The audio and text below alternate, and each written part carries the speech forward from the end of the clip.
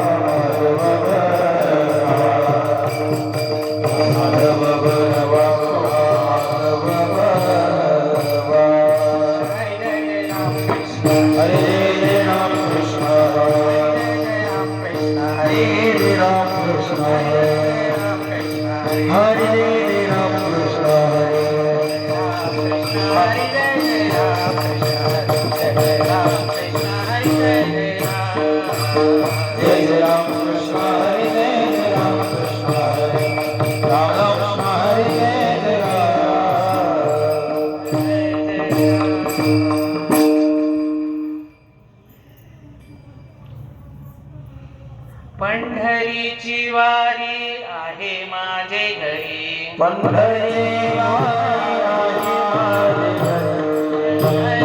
वारी आहे माझे घरी आणि वन करी तीर्थव्रत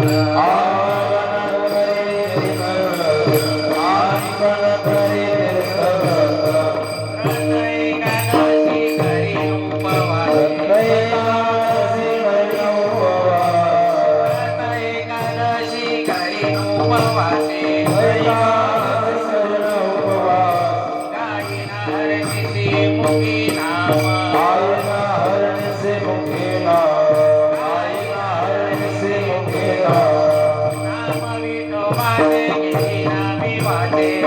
विठोबाचे घेईना मी वाटे नाम विठोबाचे घेईना मी वाटे जगल्पांतीचे तुका म्हणे सकल्पांचे तुका सकल्पांचे एकादशी करीन उपवासी एकादशी करीन उपवास एकादशी करीन उपवास एकादशी करीन उपवास गायना हरनिसे मुखी नाम गायना हरनिसे मुखी नाम गायना हरनिसे मुखी नाम गोपाल कुमारी गोपाल कुमारी गोपाल कुमारी गोपाल कुमारी गोपाल कुमारी गोपाल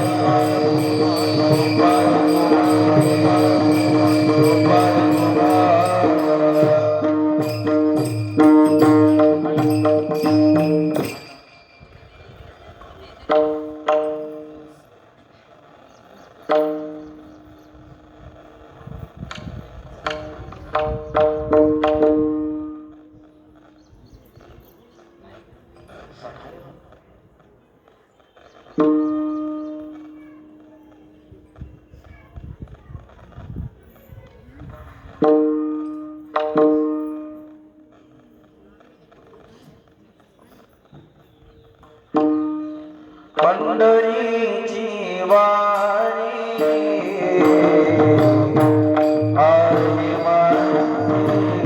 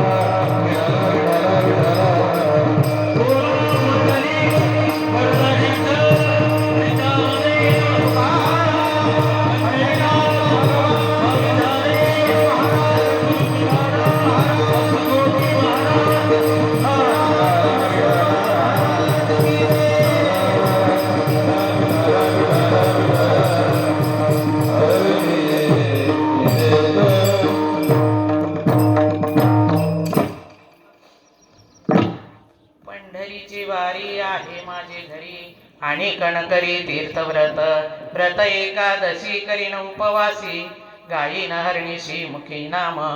नाम विठोबाचे घेईन मी वाचे, बीज कल्पांतीचे तुका म्हणे. व्रत एकादशी करीन उपवासी, गायीन हरणीशी मुखी नाम. विठ्ठल विठ्ठल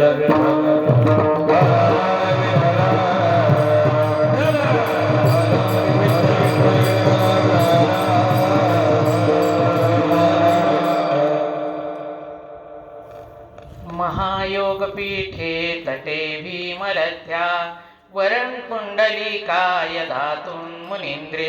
समागत्य तिष्ठन्तमानंद कंदं, परब्रह्मलिंगं भजे पांडुरंगं. पांडुरंगा करो प्रथम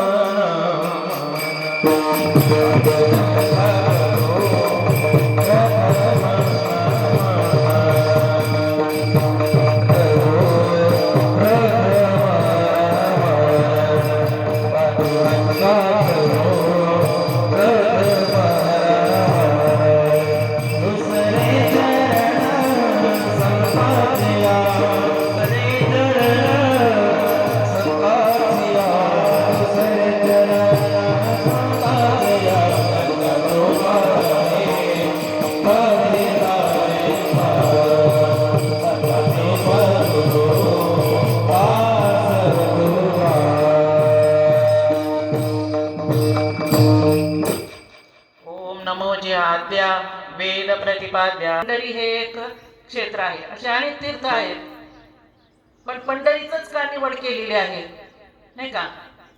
कारण या पंढरी क्षेत्रामध्ये देवांचा देव तिथे बसलेला आहे, पांडुरंग परमात्मा, हो की नाही? मग या देवाचा देव तिथे बसलेला आहे, तेच पाहायसाठी आपण चाललेलो आहोत, है ना? या परमात्म्याला पाहण्यासाठी जीव कसा व्याकुळ होतो आपला. भेटी लागे जीवा लागली से आस, पाही रात्रंदिवस वाट तुझी. भेटी लागे जीवा, हो की नाही? आपल्याला भेटीची ओढ लागलेली असते. आणि या पंढरीच्या वाटेवरती आपलं एक एक पाऊल पुढे चालत असतं. ऊन वारा पाऊस किंवा थंडी याची कशाचीच तमा न बाळगता हा वारकरी या पंढरीच्या वाटेवर नित्य चालतो. जवळजवळ म्हणजे लांबच्या दिंडी जर असेल तर 25 दिवसाच्याही पुढे जास्त चालावं लागतं दिंडीला.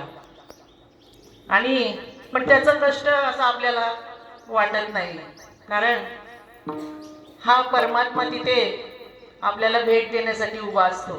आणि आपल्याला वेदच लागलेले असतात. ते आषाढ महिना आला की आपल्याला पायी जायची, पंढरीला जायची आपली लगबग चालू होते.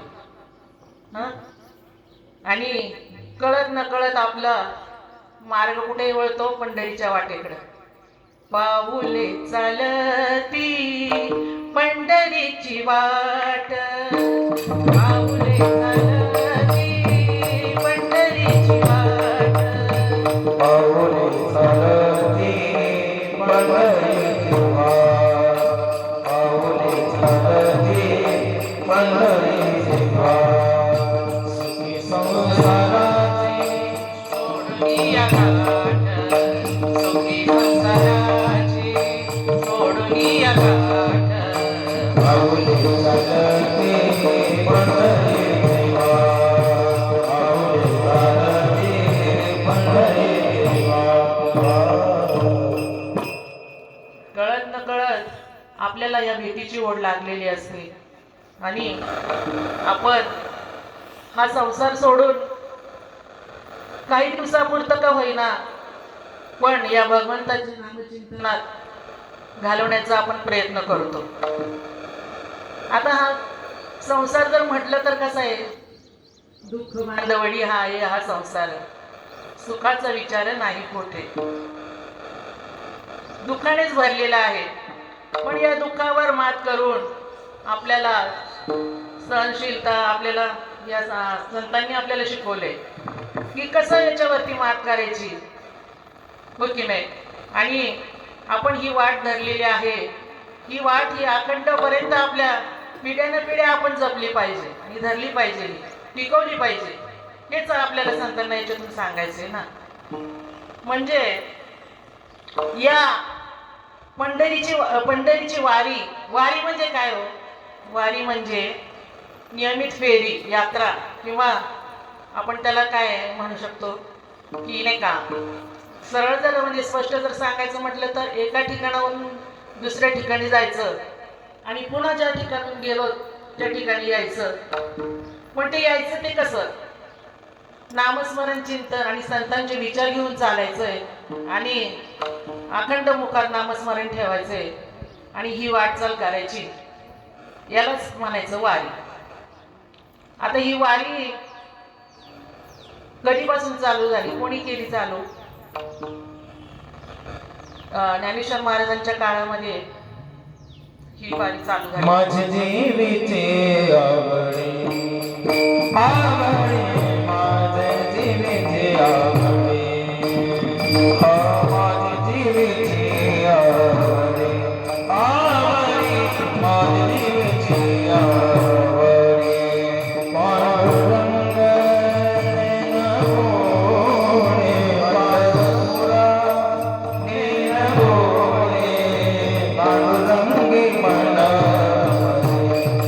रगरे, पांडुरंगी मन रामने, पांडुरंगी मन रामने, पांडुरंगी मन. अगदी सुरुवातीला जर आपण बघितलं तर महानुभाव पंथ होता. त्याच्यानंतर हा वारकरी संप्रदाय आला उदयाला. आता वारकरी संप्रदायाचं हा म्हणजे कसा अत्यंत लोकप्रिय असा हा संप्रदाय आहे. इतर या संप्रदायाचा उपास्य दैवत जर काय असेल तर आमचा पंढरीश पांडुरंग परमात्मा. आणि या वारकरी पंथाच्या उपास्य देवतेला जेवढं महत्व आहे तेवढं इतर कुठल्याही धर्मामध्ये त्यांच्या धर्माने त्या देवतेला दिलेलं नाहीये. हे आपण एक पाहतोय. म्हणजे हा वारकरी पंथ, वारकरी संप्रदाय हा अगदी पुरातन आहे आणि याची परंपरा महाराज म्हणतात की आमच्या घरी होती. आणि माझ्या वडिलांची मिरासी का देवा, तुझी चरण सेवा पांडुरंगा. माझ्या वडिलांची मिरासी का देवा, माझ्या वडिलांची मिरासी का देवा, तुझी चरण सेवा पांडुरंगा. उपवास पारणे राखीला गरवंता, उपवास पारणे राखीला गरवंता, तुझी चरण सेवा पांडुरंगा, तुझी चरण सेवा पांडुरंगा. उपवास पारणे राखीला गरवंता, उपवास पारणे राखीला गरवंता. महाराज म्हणतात माझ्या वडिलांची ही मिरास आहे, म्हणजे आम्हाला हे भूषण आहे की आमच्या घराण्याची ही परंपरा आहे. हेच महाराजांना आपल्याला सांगायचं आहे.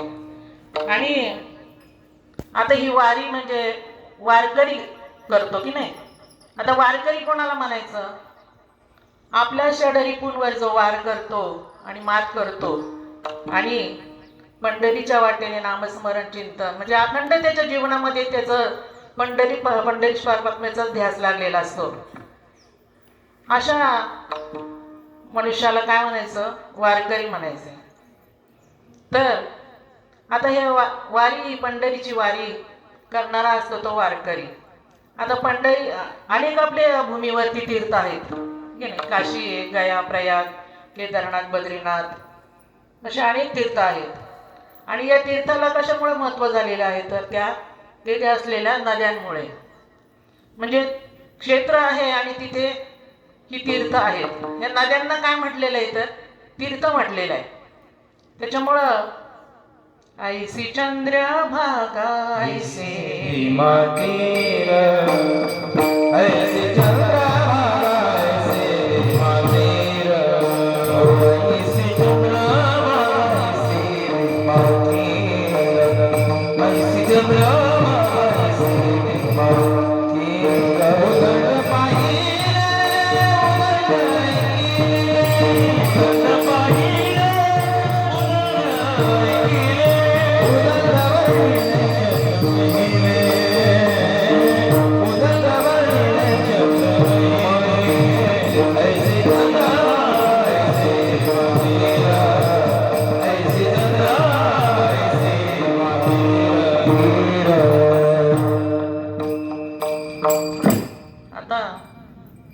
हे तीर्थाला काय म्हटलेलं आहे? माहेरघर म्हटलेलं आहे.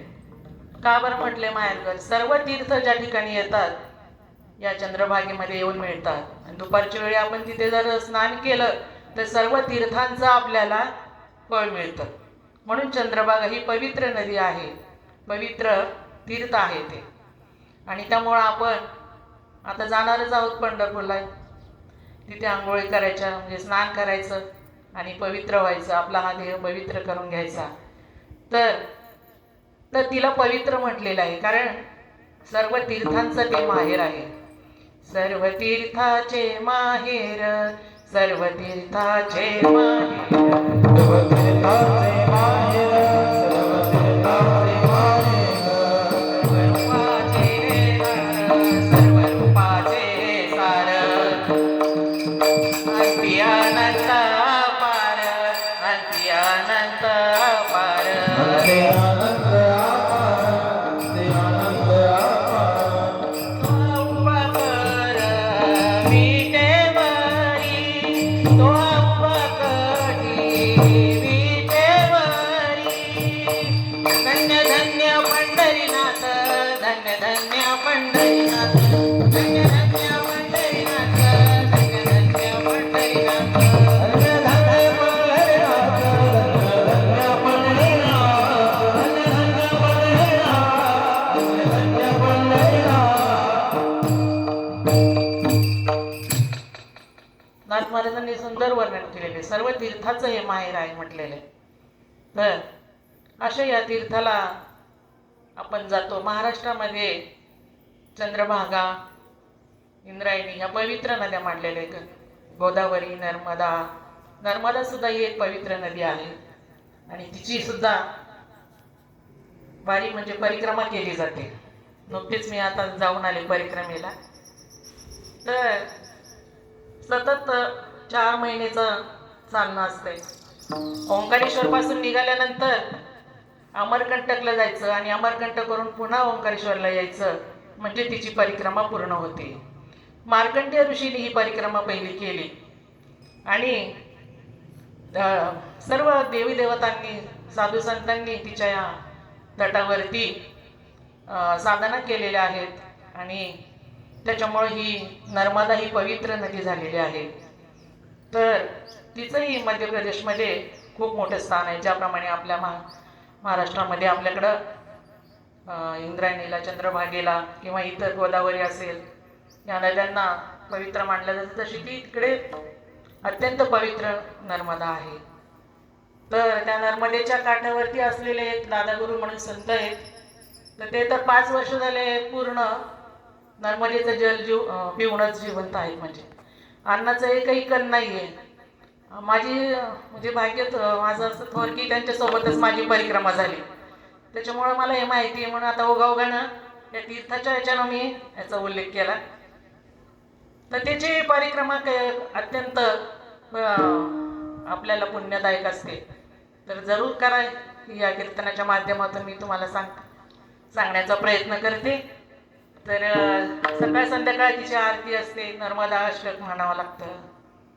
सविंदु सिंधु शुष्कल तरंग भंग रंजित विशस्यु पाप जात जात कारिवारी संयुत कांत दूत काल भूत वीत हरी वर्मदे त्वदीय पाद पंकजं नमामि देवी नर्मदे पदंबुले नदीन मीन दिव्य संप्रदायक कलोमलौघ बार हरि सर्व तीर्थनाथ सुवस्य गच्छ नक्र चक्र चक्रवाक शर्मणे त्वदीय पाद पंकजं नमामि देवी नर्मदे महागभीर नीरपूर पापदूत भूतल गणत समस्त पातकारी दारि तापकाचल जगल्लये महाभय मृगंड शोनु हर्मदे त्वदीय पाद पंकजं नमामि देवी नर्मदे. अशा प्रकारे तिचं मोठं आहे ते अष्टक, आपलं थोडक्यात दूर करून घेतलंय. असं नर्मदे हर नर्मदे हर असं जे गोष्ट तिथेही चालू असतो. ज्याप्रमाणे आपण म्हणतो की नाही, ज्ञानोबा माऊली तुकाराम, ज्ञानोबा माऊली तुकाराम, ज्ञानोबा माऊली तुकाराम, ज्ञानोबा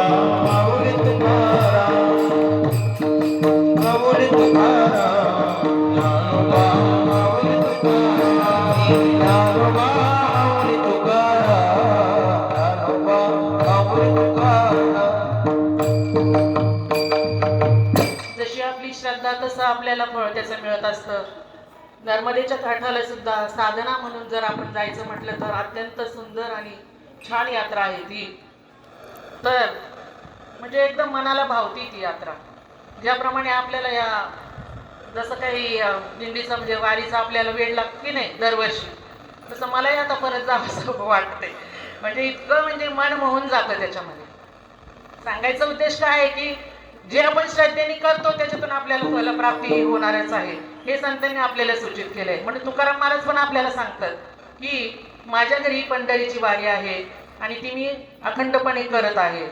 आणि माझं तर याच्यापेक्षा याच्या पलीकडे तर मला काहीच नाही. तीर्थ म्हणजे दुसरं तीर्थव्रत आम्ही काहीच करत नाही, असं सुद्धा महाराज म्हणतात. बरोबर की नाही? तर आता महाराजांनी आपल्या घराण्याची घराबद्दल त्यांनी सांगितले, आम्ही सदैव सोडके जवळ येता चोर धाके. आम्ही सदैव सोडके, आम्ही सदैव सोडके, सदैव सोडके, सदैव सोडके. एका चोर धाके, एका चोर धाके, एका चोर धाके, एका चोर धाके. जाऊ पुढती बिके, जाऊ पुढती बिके, जाऊ पुढती बिके, जाऊ पुढती बिके. उतरे भार राखी, उतरे भार राखी, उतरे भार राखी, उतरे भार राखी. असे नाम लोक सांगायचे, नाम लोक सांगायचे, नाम लोक सांगायचे, नाम लोक सांगायचे, नाम लोक सांगायचे, नाम लोक सांगायचे, नाम लोक सांगायचे, नाम लोक सांगायचे.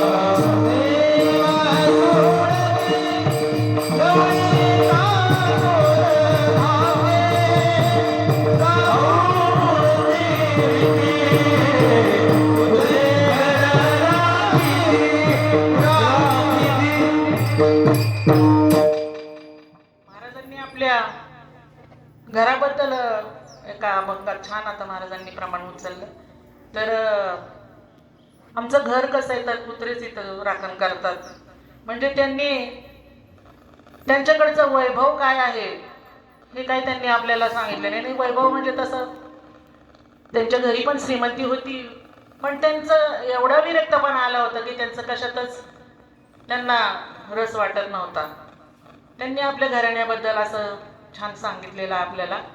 तर आपल्या घराण्याचं अजून काय आहे आमच्या घराण्यात, हेच महाराज अभंगाच्या प्रथम चरणात सांगतात. पंढरीची वारी आहे माझी घरी, पंढरीची वारी आहे माझी घरी, पंढरीची वारी आहे माझी घरी, पंढरीची वारी आहे माझी घरी. आहे माझ्या घरी, पंढरीची वारी आहे माझ्या घरी, पंढरीची वारी आहे माझ्या घरी, पंढरीची वारी आहे माझ्या घरी.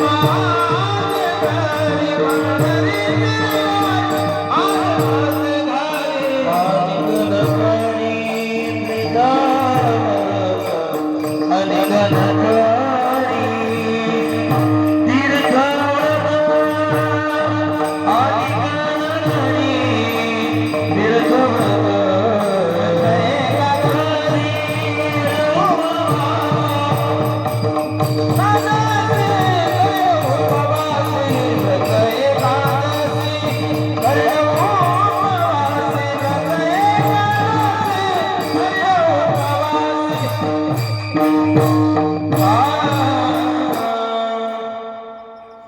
आपलं पारमार्थिक वैभव आपल्याला या अभंगातून महाराज सांगतायत. आमच्याकडं काहीच नाही, फक्त आमच्याकडं नामस्मरण आहे आणि नामचिंतनच आम्ही करतोय, हेच महाराज आपल्याला सांगतात ना. वारंवार त्यांनी तेच सांगितलेलं आहे. तर आपलं काय, आपल्याकडं काय वैभव आहे? आपल्याकडे तर सगळं सांसारिकच वैभव आहे, हो की नाही? पारमार्थिक वैभव आपण जपण्याचा प्रयत्न करतो का? सांगा बरं मला. थोड्याफार प्रमाणात आता प्रयत्न चाललाय म्हणायचा, हो की नाही? असो, म्हणजे मुख्य सांगायचा विषय म्हणजे काय, आपण पारमार्थिक वैभवाला महत्त्व देत नाही, तर सांसारिक वैभवालाच आपण जास्त महत्त्व देतो. माझी मुलं, बंगला, गाडी, ल्यावे खावे बरे असावे सदैव येथे करे हवं संसारी येथे करे हवं संसारी ल्यावे खावे बरे असावे सदैव येथे करे हवं संसारी येथे करे हवं संसारी. या संसारामध्ये आल्यानंतर काय केलं पाहिजे, काय नाही केलं पाहिजे, आपल्याला भगवंतानं हा सुंदर देह दिलेला आहे. हात, पाय, डोळे, कान, सर्व इंद्रियाने आपण पूर्ण आहोत, आणि तरी सुद्धा मुखात नाम येतं का आपल्या? नाही येत. त्याच्यासाठी सुद्धा अनेक जन्माचं पुण्य असावं लागतं, ठीक आहे नाही? तुकाराम महाराज म्हणतात ना, जन्मोजन्मी आम्ही बहु पुण्य केले, जन्मोजन्मी आम्ही, बरोबर की नाही? जन्मोजन्मी आम्ही बहु पुण्य केले, तेव्हा या विठ्ठले कृपा केली. आम्ही पुण्य केलं म्हणून आमच्यावर भगवंताची कृपा झालेली आहे. तशीच आपल्यावर पण होतच आहे, म्हणून तर आपण या वारीत सामील झालेलो आहे. जर आपल्यावर कृपा नसती किंवा आपण जर पुण्य नसतं, आपल्या पुण्याचा साठा नसता, तर आपणही या वारीला आलेलो नसतो. हे तितकंच खरं आहे. तर अशा प्रकारे हे पारमार्थिक वैभव आपण जपण्याचा प्रयत्न केला पाहिजे. महाराजांना हे याच्यातूनच सूचित आपल्याला सांगतायत महाराज, की आमच्या घरी हे पारमार्थिक वैभव होतं. त्यांचं सांगण्याचा उद्देश काय, की अनेक साधना आहेत, पण नामसाधना ही सर्वात सोपी आणि श्रेष्ठ साधना मानली गेलेली आहे. पूर्वी ऋषी मुनी तपश्चर्या करायचे, जंगलात 12-12 वर्ष तप करायचे, तेव्हा कुठे सिद्धी प्राप्त व्हायची किंवा त्यांचं ते जे काही कार्य ते फलित व्हायचं. पण आता तसं नाहीये. नाम संकीर्तन साधन सोपे, नाम संकीर्तन साधन सोपे, नाम संकीर्तन साधन सोपे, नाम संकीर्तन साधन सोपे. जडला पाप जन्मा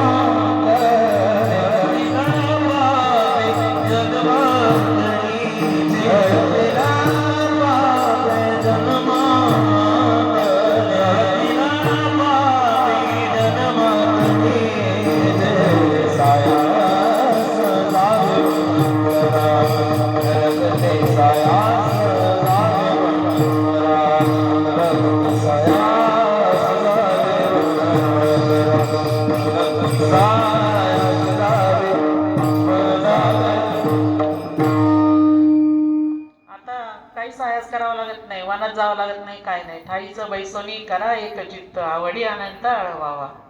तर काय करायचंय? मुखाने फक्त नाम घ्यायचंय. महाराज म्हणतात, घेई घेई माझे वाचे, घेई घेई माझे वाचे, गोड नाम विठोबाचे, गोड नाम विठोबाचे, गोड नाम विठोबाचे.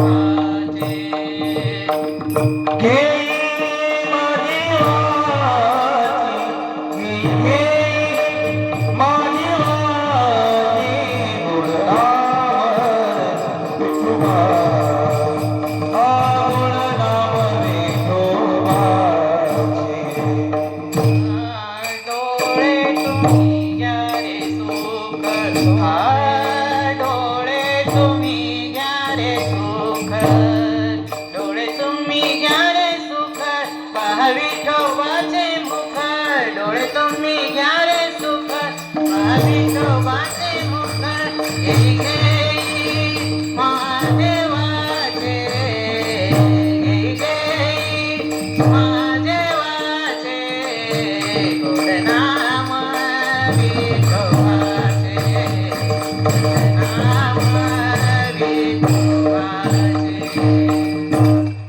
महाराज म्हणतात जे काही डोळ्यांना पण सांगितलं हे सुख घ्या, कानांनाही सांगितलं हे सुख घ्या. तुका म्हणे या जीवा नको सोडू रे केशवा. आपण हे नाम जपण्याचा प्रयत्न केला पाहिजे आणि आपण या नामाच्या याच्यातूनच तरुण जाणार आहे. वाल्यकोळी सुद्धा या नामस्मरणानेच तरुण गेलं. वाल्याचा वाल्मिकी झालाय, हो की नाही. घेता नाम विठोबाचे भजवत जळती पापाचे भजवत जळती पापाचे. घेता नाम विठोबाचे घेता नाम विठोबाचे भजवत जळती पापाचे भजवत जळती पापाची. वाया कोळी महाचारी वाया कोळी महाचारी नाम तारिला गिरधारी नाम तारिला गिरधारी. घेता नाम घेता नाम विठोबाचे भजवत जळती पापाचे भजवत जळती पापाचे पापाचे.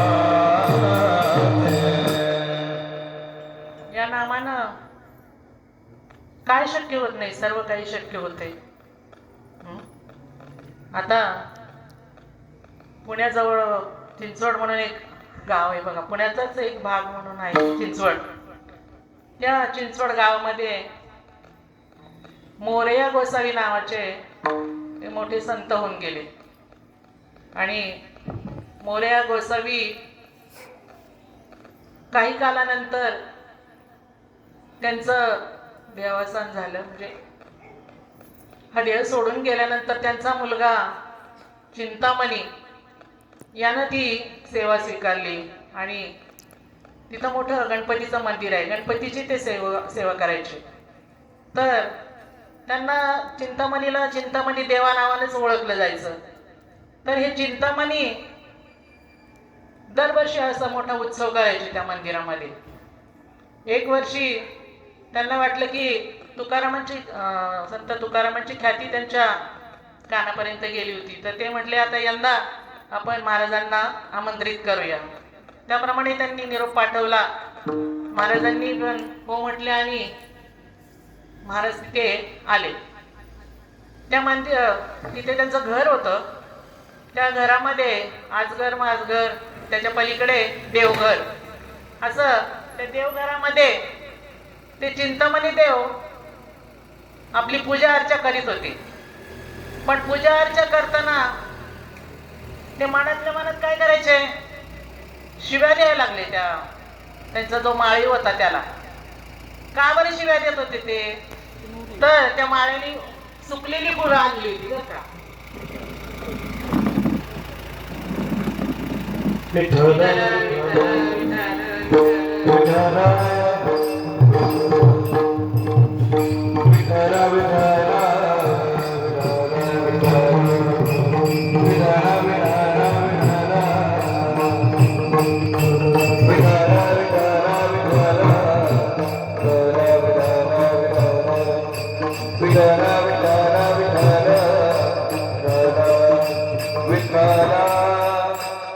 तर त्यांच्याकडे जो माळी होता त्यांनी काही 8 दिवस झाडांना पाणीच घातलं नव्हतं. त्याच्यामुळे झाडाची फुलं सगळी सुकलेली होती आणि ती त्या चिंतामणी देवाला आणून देण्यात आली, सुकलेली फुलं.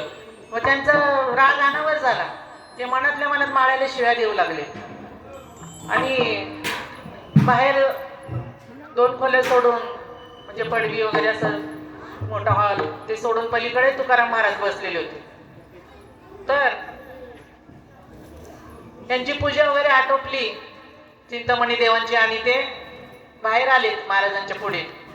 महाराजांना वंदन केलं आणि म्हटले, महाराज कधी आलात आपण? महाराज म्हटले, ज्यावेळेस तुम्ही शिव्या देत होते ना तेव्हाच मी आलो म्हणे.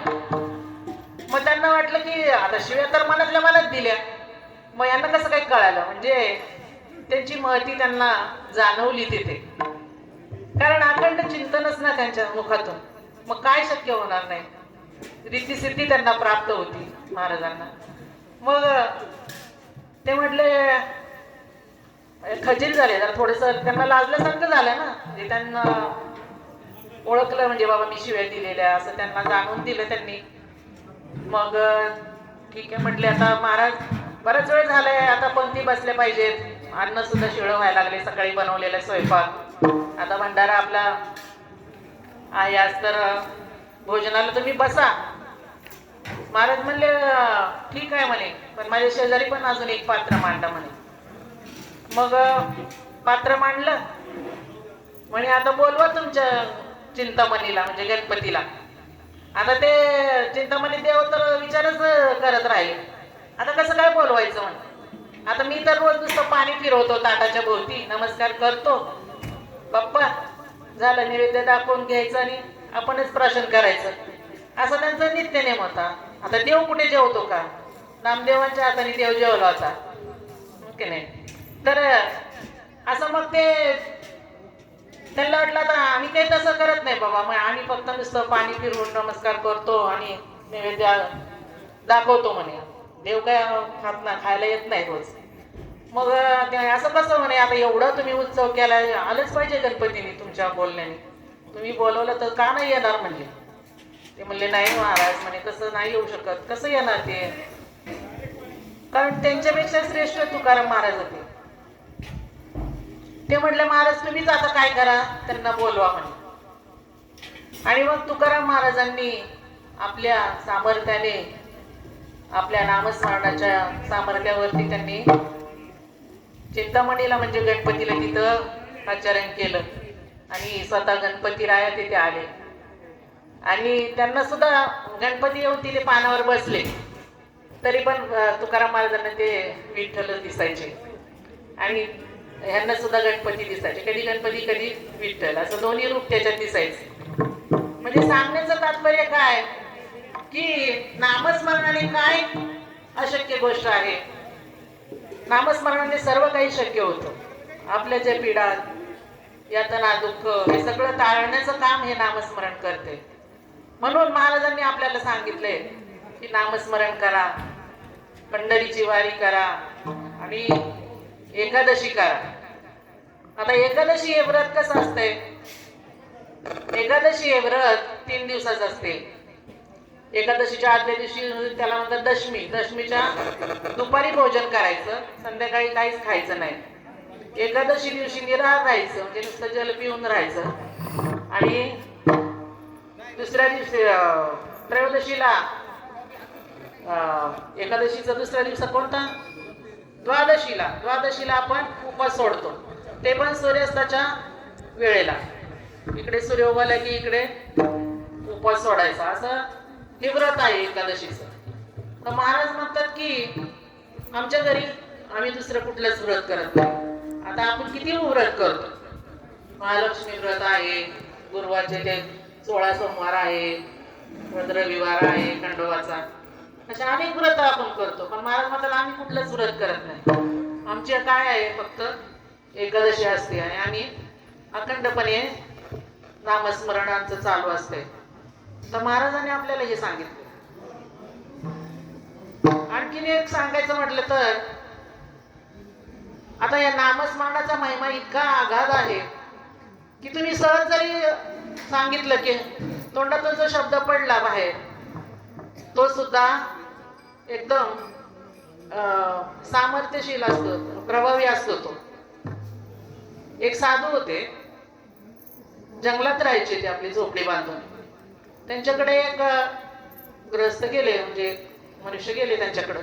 ते म्हटले, महाराज मला तुम्हाला गुरु करून घ्यायचे, म्हणजे तुम्ही मला शिष्यत्व पत्करायचंय मला तुमच्याकडे. तर महाराज म्हणले असं कसं एकदम नाही तुला देता येणार, म्हणजे मी नाही देऊ शकत, तुझी परीक्षा घ्यावी लागेल पहिल्यांदा, काही दिवसांनी मी देईल तुला म्हणे जरूर. तेवढं साधू पण चांगले रिद्धी सिद्धी प्राप्त होती त्यांना. तर ते ठीक आहे म्हटले. आणि मग स्वयंपाकाची रूम होती अशी, तिकडे हात केला आणि कोथिंबीरची काडी असं बोलले. मग त्यांना वाटलं की कोथिंबीरची काडी, ते घेऊन आले काडी. मग म्हटले जा आता. आता जा म्हटल्यावर ते गेले निघून. मग त्यांनी तेच ध्यानात ठेवलं, कोथिंबीरची काडी, कोथिंबीरची काडी. मग तेच मंत्र त्यांचा झाला, तोच मंत्र ते सारखं जपायला लागले. एका दिवशी सोसाट्याचा वारा पाऊस सुरू झाला.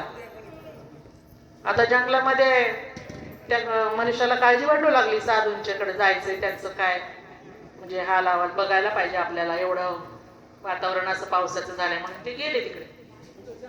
साधू महाराज नदीच्या किनारी होते बसलेले आणि त्यांना पलीकडे जायचं होतं नदीच्या. मग ते म्हणायला लागले की आता काय करायचं. तो मनुष्य तिथे गेल्यावर म्हटलं महाराज काळजी करू नका, मी कोंबडी आत धरले इथं, त्याच्यावर बसा म्हणे. आणि ते दोघं जण त्या कोंबडीवर बसले. त्याने आपलं म्हटलं कोथिंबीर काडी चल घोंगडी पहिलं तरी असं म्हटलं, आणि ती घोंगडी उडायला लागली हवेत आणि नदी पार करून पलीकडे गेली. म्हणजे आपल्याला या छोट्याशा दृष्टांतातून आपल्याला काय सांगायचंय की जे नामाचा महिमा आहे हा इतका आगाध आहे आणि त्याला एवढी पावर आहे, आणि त्याने ते नुसतं श्रद्धेने जपलं, त्याच्यामुळे त्याला ते आत्मसात झालं आणि त्याचं सुद्धा म्हणजे आपण काय म्हणतो त्याला, ते फलश्रुत झालं ना, तो जप फलश्रुत झाला. तसं आपणही रामकृष्ण हरी विठ्ठल केशव हा मंत्र जपायचा आणि आपल्या जीवनाचं सार्थक करून घेतलं पाहिजे की नाही. म्हणजे या छोट्या छोट्या गोष्टीतून आपल्याला हे आपण शिकलं पाहिजे, काय केलं पाहिजे आणि काय नाही केलं पाहिजे हे मनुष्य जन्मातच आपल्याला कळतंय, हो की नाही. मनुष्य जन्म हा इतका दुर्लभ आहे आणि या जन्मामध्ये किती 84 लक्ष कोटी 84 लक्ष योनीतून आपल्याला हा मनुष्य जन्म मिळालेला आहे. म्हणून या जन्माचं सार्थक करून घेतलं पाहिजे.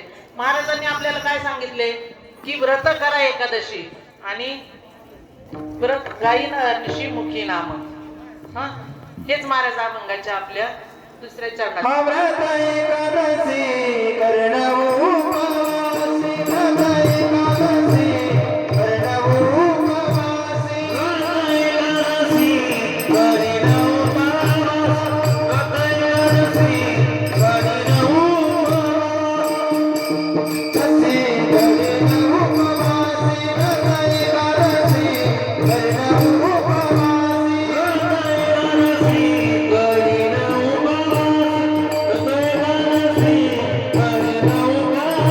उपवासी,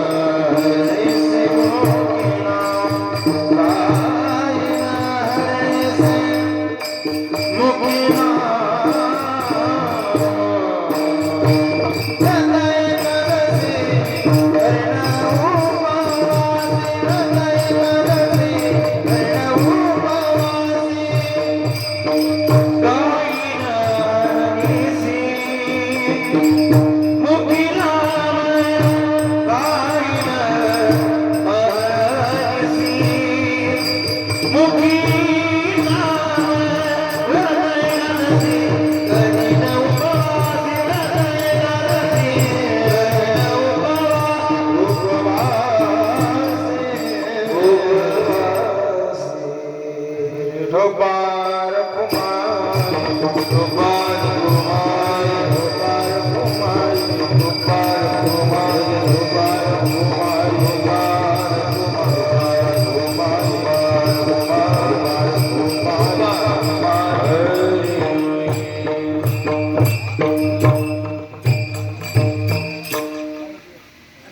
नाम विठोबाचे घेईन निवाचे निज कल्पांतिशे तुका म्हणे. आता हे बीज म्हणजे काय, बीज म्हणजेच नाम आहे आणि कल्पांती म्हणजे निरंतर.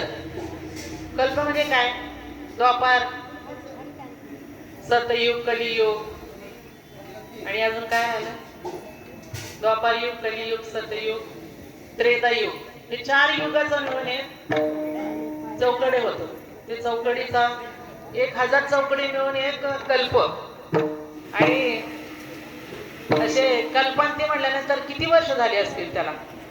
म्हणजे एवढं पुरातन असं हे आमचं नाम आहे असं महाराज आपल्याला याच्यातून सांगतात. आणि या नामाचा महिमा इतका आगाध आहे, इतका आगाध आहे की या नामाने अनेक तरले आहेत, हो की नाही? मीराबाई सुद्धा भगवंताच्या नामामध्ये इतक्या तल्लीन झाल्या, इतक्या तल्लीन होत्या की त्यांनी विषाचा प्याला सुद्धा घेतला तरी त्यांना काही झालं नाही, हो की नाही? पग घुंघरू बांध मेरा नाची रे, पग घुंघरू बांध, घुंघरू बांध मेरा नाची रे, पग घुंघरू बांध, पग घुंघरू बांध मेरा नाची रे, पग घुंघरू बांध, पग घुंघरू बांध मेरा नाची रे, पग घुंघरू बांध. विश्का प्यारा राधा मेरा, विश्का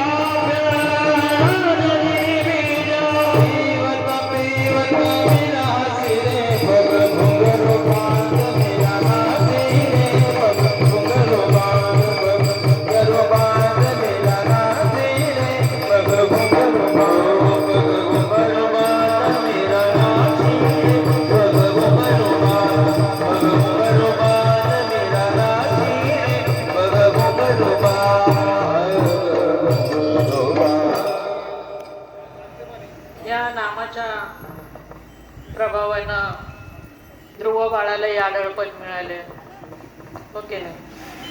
अनेक कथा आपण पाहता येईल आपल्याला. तर हा नामाचा महिमा इतका आहे हे महाराजांनी आपल्याला या शेवटच्या चरणात सांगितलेलं आहे. नाम वेदोबाचे घेण देवाचे, नाम वेदोबाचे घेण देवाचे, नाम वेदोबाचे घेण देवाचे, नाम वेदोबाचे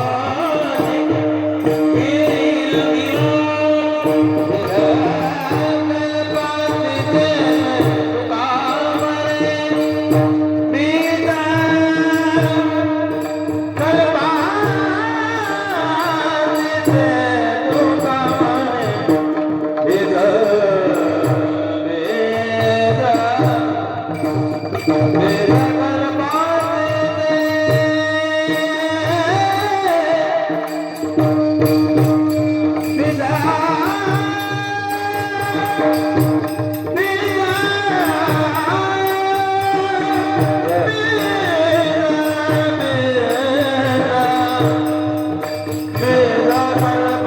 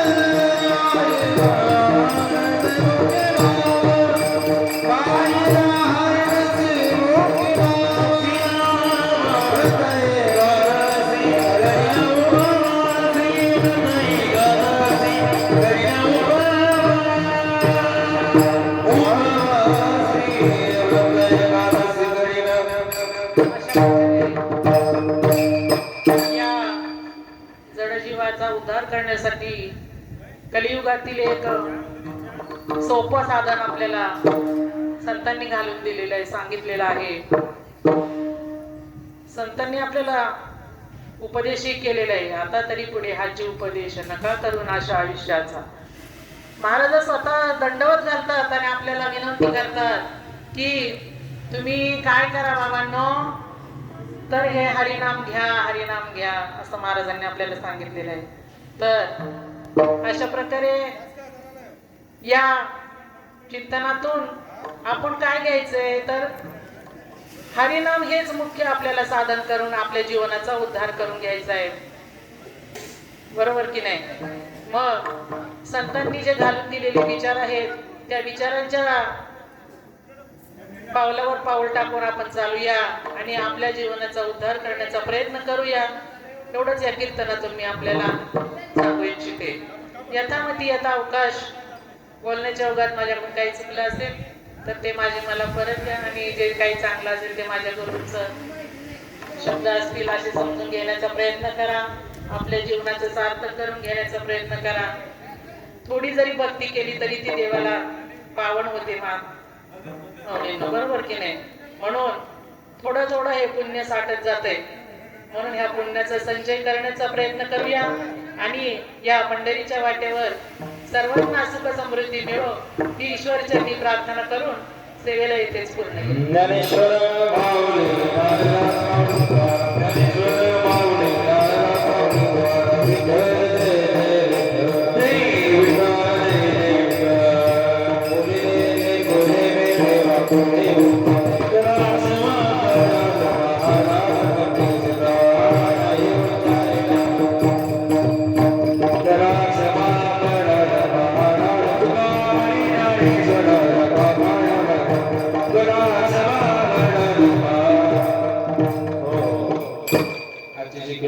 सेवा झाली.